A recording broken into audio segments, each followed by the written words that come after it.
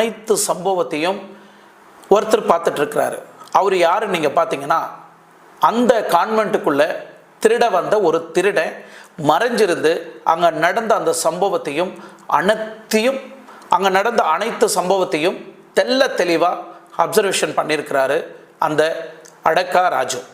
இந்த அடக்கா ராஜு யாருன்னு பார்த்தீங்கன்னா, கோட்டயமில் இருக்கக்கூடிய நைட் டைமில் மட்டும் அந்த சரௌண்டிங்கில் இருக்கக்கூடிய வீடு, இந்த மாதிரி காலேஜ், இந்த மாதிரி இடத்துலலாம் போயிட்டு அவனுக்கு அன்னைக்கு செலவுக்கு தேவையான ஐட்டம்ஸுங்களை வந்து திருடி வெளியே விற்று அதில் பொழப்பு நடத்தக்கூடிய ஒரு நார்மல் திருடன்.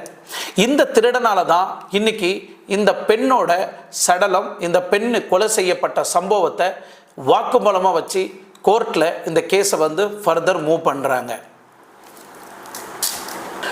ஸோ இந்த கேஸ் இன்வெஸ்டிகேஷன் எடுத்துக்கிட்ட பிறகு சிபிஐ ஆகட்டும், இல்லை போலீஸ் டிபார்ட்மெண்ட் ஆகட்டும், கோர்ட் ஆகட்டும், இவனை இந்த 2